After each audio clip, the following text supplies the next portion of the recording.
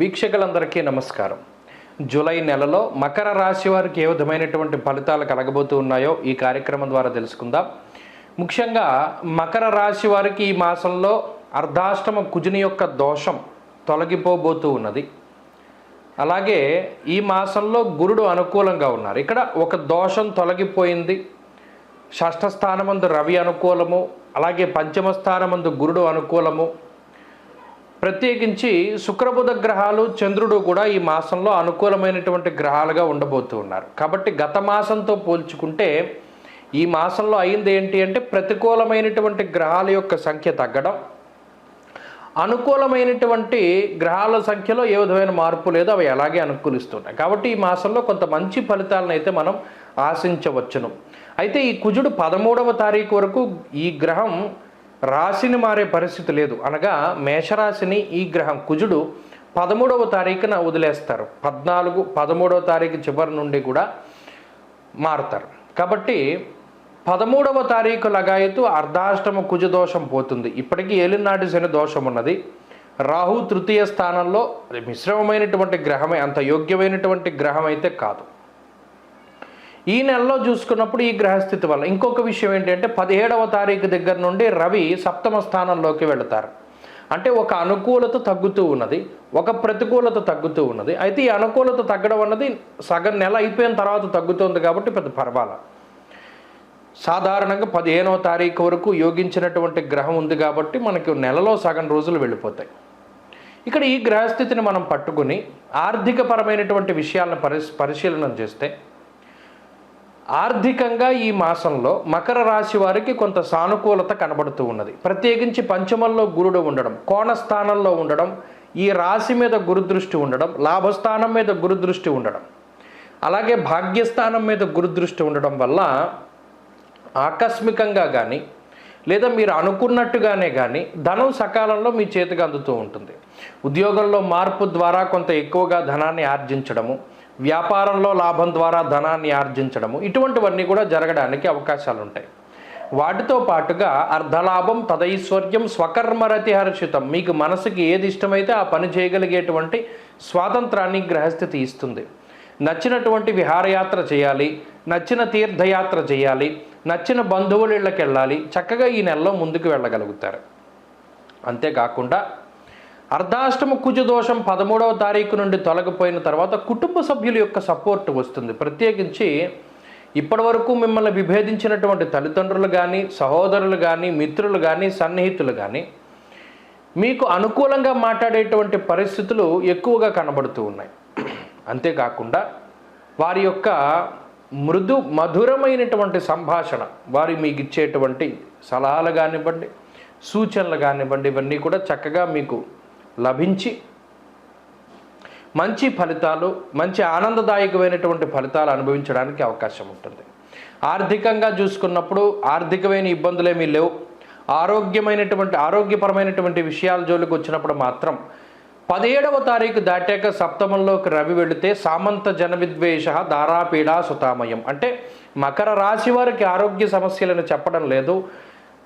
అటు జీవిత భాగస్వామికి, సంతానానికి మాత్రం కొంత ఆరోగ్యపరమైనటువంటి సమస్యలు ఉండబోతూ ఉన్నాయన్నది మాత్రం శాస్త్రంలో చెప్పారు. కాబట్టి 17వ తారీఖు దాటాక జీవిత భాగస్వామి, సంతానము, వారికి సంబంధించినటువంటి ఆరోగ్యం పట్ల మాత్రం శ్రద్ధ తీసుకుంటూ ఉండాలి. అలాగే ఉద్యోగ వ్యాపారాలకు సంబంధించినటువంటి విషయాలకి వస్తే ఉద్యోగము, వ్యాపారము కొంత అభివృద్ధి పదంలో ముందుకు సాగుతూ ఉంటుంది. ఉద్యోగ మార్పుకి అవకాశం ఉన్నది. ఉద్యోగం ముందు స్థానచలనానికి అవకాశం ఉన్నది. పై అధికారులతోటి సఖ్యత ఏర్పడము, లేదా మీకు ప్రతికూలంగా ఉండేటువంటి పై అధికారుల మార్పు, వారు బదిలీ అయిపోవడము లేదా వారి స్థానంలోకి ఇంకొకరు రావడం, ఇటువంటి వాటివి కూడా మీకు మంచి ఫలితాల కిందే చెప్పవచ్చు. ఇక విద్యార్థులకు ఉండేటువంటి గ్రహస్థితి అనుకూలంగా ఉన్నది. చక్కటి వాతావరణం ఉంటుంది, చదువుకోవడానికి ఏకాగ్రత లభిస్తుంది. విదేశాలలో కానీ స్వదేశంలో కానీ మౌఖిక పరీక్షలు లేదా ఏదైనా పోటీ పరీక్షల్లో మంచి విజయాన్ని సాధించగలుగుతారు. స్త్రీలకు ప్రత్యేకించి ఈ గ్రహస్థితి మానసిక ప్రశాంతతని, ఐశ్వర్యాన్ని, సంతాన సౌఖ్యాన్ని, ఆరోగ్యాన్ని, కుటుంబం యొక్క అనుకూలతని, వీటన్నిటిని కూడా ప్రసాదిస్తూ ఉన్నది. కాబట్టి ఈ మాసంలో మంచి ఫలితాలు స్త్రీలకి సంప్రాప్తమవుతాయి. ఇక మకర రాశి వారు ఈ నెలంతా కూడా మంచి ఫలితాలని ఆర్జించాలి, మంచి ఫలితాలు పొందాలి అని కనుక ప్రయత్నం చేస్తే ఎక్కువగా ఆంజనేయ స్వామి వారి యొక్క ఆరాధన, 13వ తారీఖు వరకు సుబ్రహ్మణ్య ఆరాధన చేస్తూ ఉండడం చాలా శ్రేష్టం. ప్రతిరోజు సుబ్రహ్మణ్య భుజంగ స్తోత్రాన్ని పారాయణ చేయడం, లేదా ఆంజనేయ స్వామి వారి యొక్క హనుమాన్ చాలీసా కానీ, ఆంజనేయ అష్టోత్తర శతనామావళి కానీ పారాయణ చేస్తూ ఉండడం, మంగళవారం నాడు మన్యుసూక్తంతో ఆంజనేయ స్వామికి అభిషేకం చేసుకుంటూ ఉండడం, లేదా ఈశ్వరాభిషేకాన్ని మన్యుసూక్తంతో జరిపించుకుంటూ ఉండడం, ఇటువంటి వాటి వల్ల ఈ నెలలో ఉండేటువంటి గ్రహదోషాల నుండి బయటపడతారు. ప్రత్యేకించి ఆంజనేయ స్వామి వారి యొక్క సింధూరాన్ని వదలకుండా ప్రతిరోజు ధారణ చెయ్యండి. ఈ నెలలో మంచి ఫలితాలు సంప్రాప్తమవుతాయి. స్వస్తి. ఓం శ్రీమాత్రే నమః. వీక్షకులందరికీ నమస్కారం.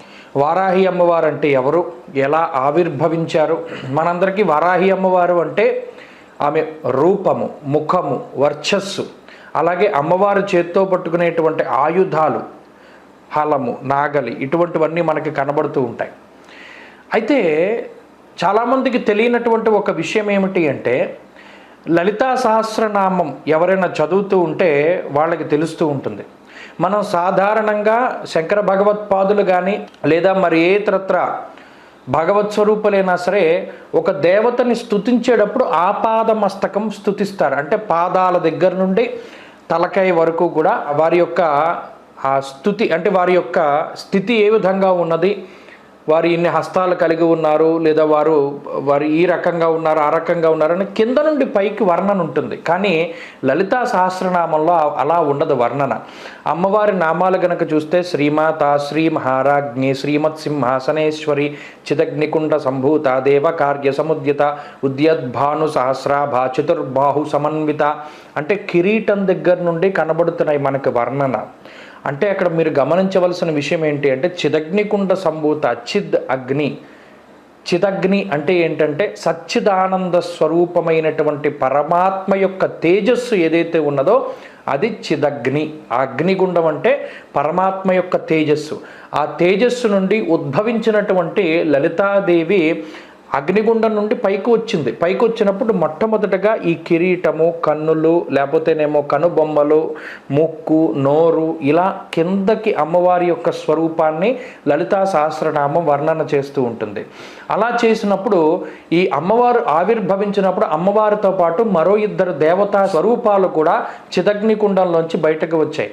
ఒక అమ్మవారు అంటే లలితాదేవి ఆమె మధ్యలో ఉండగా ఆమె యొక్క కుడి చేతి వైపు మంత్రిని పరిసేవిత. మంత్రిని అంటే రాజ్యశ్యామలాదేవి. ఇప్పుడు మన మాతంగి అంటారు, ఉచ్చిష్ట చాండాలి అంటారు, రాజ్యశ్యామల అంటారు, మాతంగి అంటారు. ఇలా ఏ పేరు పెట్టి పిలుచుకున్నా అమ్మవారు శ్యామలాదేవి ఆమె యొక్క కుడి పక్కన, అలాగే ఇంకొక దేవత వారాహి అమ్మవారు లలితాదేవి యొక్క ఎడమ వైపుగా ఉంటారు. ఇది చిదగ్నికుండంలోంచి ఉద్భవించినటువంటి దేవతా స్వరూపాలు. ఈ ముగ్గురే సృష్టి, స్థితి, లయాలకి సంబంధించినటువంటి జ్ఞానం లేదా క్రియ, ఇచ్ఛాశక్తి, జ్ఞానశక్తి, క్రియాశక్తి. అంటే అమ్మవారి యొక్క సర్వసైన్యాధ్యక్షురాలైనటువంటి శ్యామలాదేవి, లలితాదేవి, అలాగే వారాహిదేవి. అందుకనే మీరు గమనించండి, గుప్త నవరాత్రులు లేదా అమ్మవారికి సంబంధించిన నవరాత్రులు వచ్చినప్పుడు ముఖ్యంగా శ్యామలా నవరాత్రులు వస్తాయి. అలాగే ఆశ్వీజ మాసంలో అమ్మవారి శరన్నవరాత్రులు వస్తాయి. ఆషాఢ మాసంలో గుప్త నవరాత్రులు వస్తాయి. ఈ 3 వస్తాయి. మిగతా దశమహావిద్యలకి సంబంధించినటువంటి నవరాత్రులు ఎక్కడా కనబడవు. ఎందుకు రావు అంటే ఈ 3 దేవతలే చిదగ్నికుండ నుండి బయటకు వచ్చినటువంటి ఇచ్ఛాశక్తి, జ్ఞానశక్తి, క్రియాశక్తి స్వరూపాలు. అందుకనే శ్యామల నవరాత్రులు ఉంటాయి, ఆశ్వీజ నవరాత్రులు ఉంటాయి, అలాగే వారాహి నవరాత్రులు ఉంటాయి.